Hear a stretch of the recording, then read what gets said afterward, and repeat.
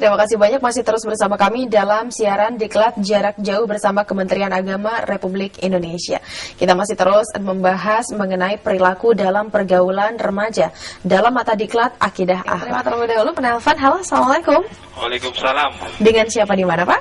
Kasih Pak Abdullah nih. Baik, Pak Abdullah. Apalagi nih Pak yang kurang dari jawaban tadi? Iya, Pak Tajul. kan untuk mengatasi seks bebas, pergaulan bebas, ada pendidikan seks. Iya. Apa tidak malah merangsang untuk melakukan itu? Oke. Ada lagi Pak pertanyaan lainnya?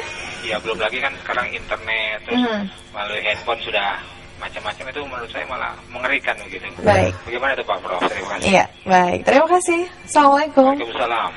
Ya, bagaimana Pak? Memang ini masih kontroversial mengenai pendidikan seks begitu ya. Iya, Nah, sebenarnya betul, bagaimana sih Pak Pak? Abdullah. Lebih banyak mudorotnya apa Iya. justru manfaatnya begitu jika Iya. diberikan pendidikan seks untuk remaja? Jadi Balaras dan Pak Abdullah, memang pendidikan seks ini pemahamannya sangat berbeda-beda. Jadi ketika orang memahami dalam format yang terlalu luas sampai sejauh yang seakan-akan kalau diperkenalkan kepada remaja justru akan menjadi madorot, itu sebenarnya yang tidak dikehendaki. Kita ini kan memberikan penjelasan sejelas-jelasnya tentang fungsi dari organ tubuh kita, ya. Misalnya ini adalah untuk membuahi, ya. Dan kalau dilakukan maka akan terjadi pembuahan kemudian hamil. Hamil itu akan melahirkan keturunan. Jadi tidak menjadi sesuatu yang ditabukan lagi, harus tahu. Justru banyak orang, banyak remaja ada di antara mereka yang karena tidak memiliki pengetahuan tentang itu sembrono menggunakan organ tubuhnya. Ya, tentu sebenarnya tadi Pak Abdullah itu bukan satu-satunya. Yang terpenting adalah sebenarnya walaupun tanpa adanya pengenalan atau pendidikan seks, jika pendidikan akhlak ini sudah sangat kuat pada anak-anak didik kita, itu akan sangat luar biasa kekuatannya untuk meminimalisir. Contohnya orang tua kita dulu ya. Orang tua kita dulu itu tidak dikenalkan. Dan sekarang memang karena pengaruh teknologi itu sangat luar biasa. Iya, mudah sekali diakses. Mudah sekali, apalagi kalau kita tidak mengimbangi dengan pendidikan akhlak ini kepada mereka. Mudah terpengaruh, mudah terjerembab. Kita sering mendengar di media seorang anak hanya lewat Facebook kemudian dibawa laki-laki. Dia itu kan tidak punya pendidikan moral, dia tidak memiliki pendidikan akhlak yang kuat di dalam dirinya. Yang kuat kan tidak mau, jangan kan seperti begitu gitu kan.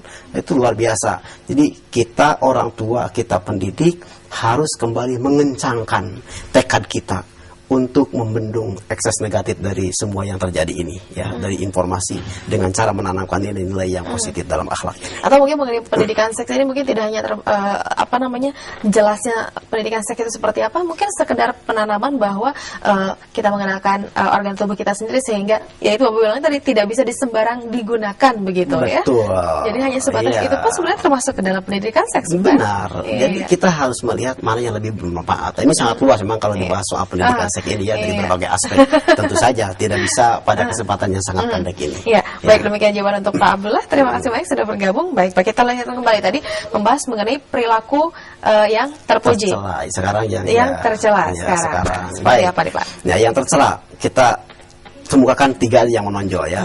Yang pertama itu sikap sifat pasif. Nah, ini menerima apa adanya. Jangan salah. Jadi tipis antara pasif dengan sabar ya, perbedaannya itu. Sabar itu dia kalau dihadapkan kepada masalah dia berupaya sekuat tenaga untuk mengatasinya. Tapi setelah berupaya sekuat tenaga, ketentuan Tuhan menentukan lain, kita bersabar. Berserah diri.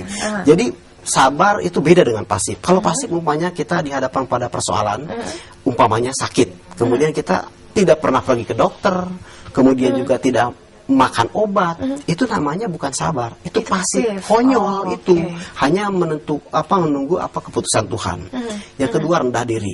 Nah, ini rendah diri itu beda dengan merendahkan, merendah. Ada tawadu, ya, ada rendah hati, ada tawadu di dalam Islam itu. Rendah diri itu beda, tipis. Kalau tawadu itu dia tidak ingin menonjolkan dirinya, dia hebat tetapi tidak ingin dianggap hebat. Tapi kalau rendah diri, ya memang seperti itu. Dia itu kalau disuruh maju ke depan, seakan-akan orang lain itu selalu lebih hebat dari kita. Nah, ini sudah menjadi watak, maaf, bangsa kita itu saya kira masih termasuk di antara warga kita yang rendah diri. Buktinya kalau misalnya ada seminar internasional, misalnya di kampus, di mana sap paling depan itu adalah untuk para pejabat, lantas kosong saja. Pejabat hanya di belakang saja. Kenapa? Karena inilah rendah diri, bukan tawadu, bukan, tapi rendah diri. Dan yang ketiga, ini tidak punya pendirian. Ini tidak punya pendirian. Kita bisa melihat dalam kehidupan politik umpamanya ya, sebuah partai politik yang berisi orang-orang beragama Islam, plan dengan kata lain ya, ini adalah bagian dari akhlak yang negatif ya, yang tercela, yang kalau kita memelihara, kita melakukannya, itu akan bermuara kepada keterbelakangan, kemudian juga bahkan akan memunculkan ketertinggalan, dan juga akan mengakibatkan sesuatu yang negatif pada diri kita. Sebut saja itu adalah dosa ya, terhadap diri kita. Wah, sangat menakutkan sekali itu ya, Pak ya, jika memiliki perilaku tercela seperti ini. Pak, sayang sekali waktu kita sudah habis, ternyata kita sudah harus sampai pada kesimpulan dari topik bahasan kita kali ini mengenai perilaku dalam pergaulan remaja. Baik. Jadi perilaku remaja ini merupakan sebuah respon terhadap stimulus yang bisa diamati oleh siapapun dari luar. Dan perilaku remaja ini dipengaruhi oleh banyak faktor, terutama faktor intern dan ekstern ya. Intern itu sebetulnya ada yang dimaksud dengan konsep diri. Konsep diri itu adalah pengetahuan tentang diri sendiri, kemudian juga bagaimana pengharapan di masa yang akan datang, bahkan juga yang ketiga, bagaimana seorang individu menilai terhadap dirinya sendiri. Sedangkan faktor ekstern itu adalah pertama faktor keluarga, dan ini merupakan faktor ekstern atau lingkungan yang paling kuat ya, karena disitulah anak memperoleh pendidikan pertama. Jadi cara bersopan santun, cara berperilaku yang lain itu akan ditiru, itu adalah ayah dan ibunya. Nah kemudian lingkungan yang kedua, lingkungan sekolah. Kita sebagai pendidik harus mampu memberikan satu pewarnaan yang positif terhadap mereka, anak didik kita. Dan kemudian yang ketiga, lingkungan masyarakat. Semuanya akan bersinergi dalam rangka membentuk satu perilaku remaja.